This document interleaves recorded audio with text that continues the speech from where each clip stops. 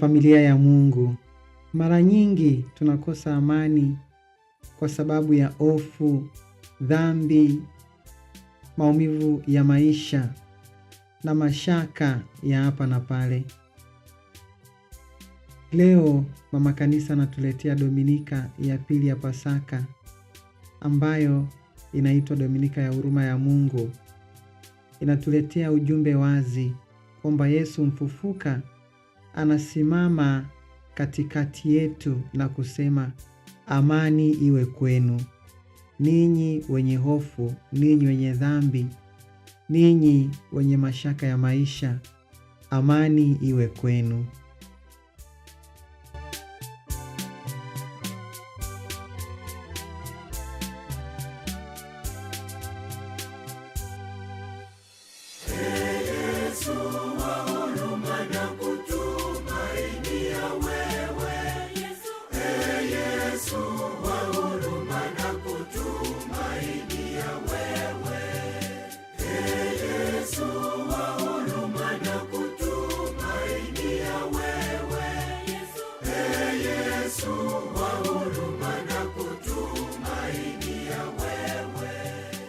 Dominika ya huruma ya Mungu inatukumbusha Mungu ni mwenye huruma isiyo na mipaka. Hakuna dhambi kubwa kuliko huruma yake. Tunaitwa kumtumainia Yesu. Tusiwe watu wa kushikilia hofu ya dhambi na kushindwa kurudi kwake kuomba huruma kwa kupitia sakramenti ya kitubio. Lakini pia na sisi tunafundishwa kuwa na huruma kwa wengine.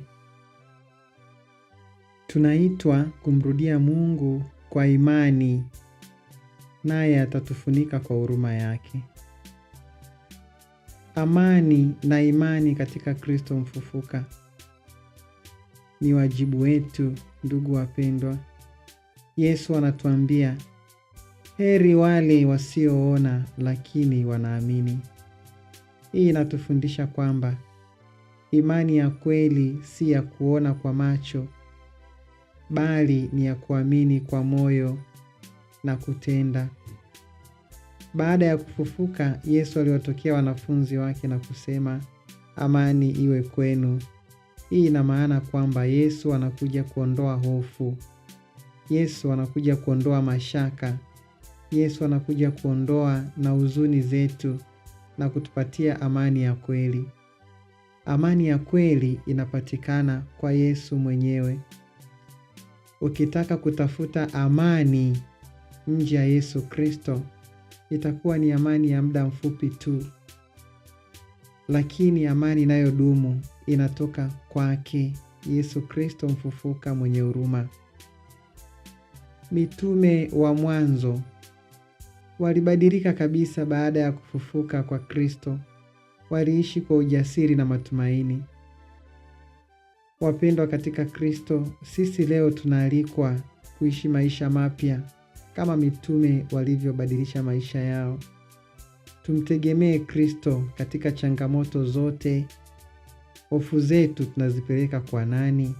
Mashaka yetu tunayapeleka kwa nani?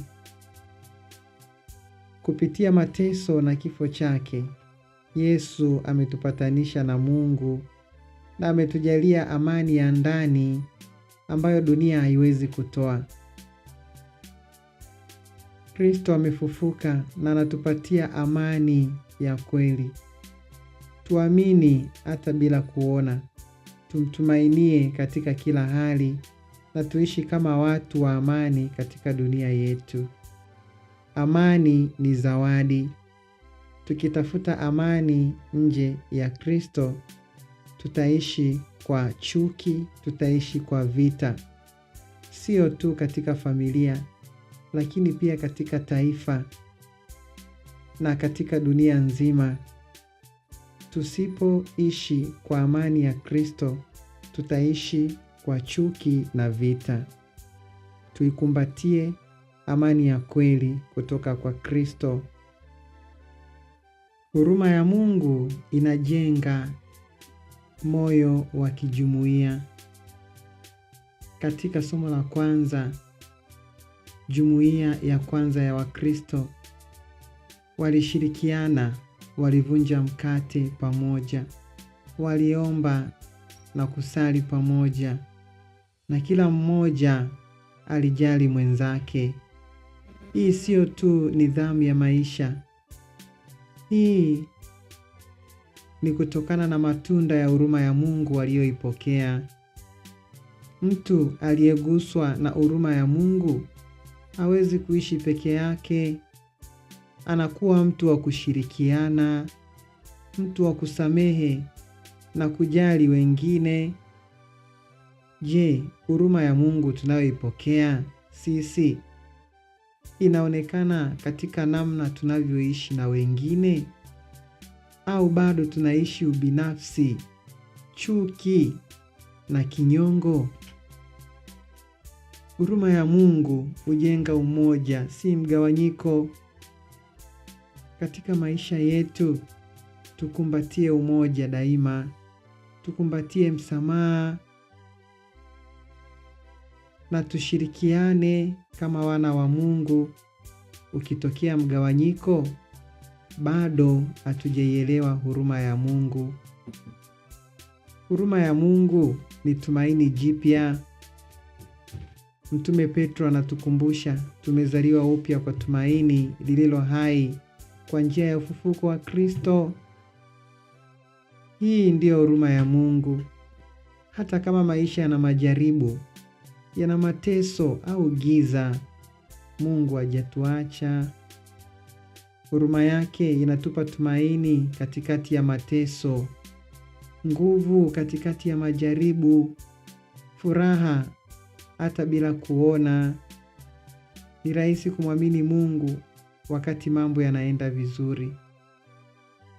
Lakini Petro anasema, hata kama kuna majaribu, imani yetu inapimwa, na hapo ndipo huruma ya Mungu inaonekana zaidi. Leo tunaalikwa kusema, Bwana, hata kama sioni njia, naitegemea huruma yako.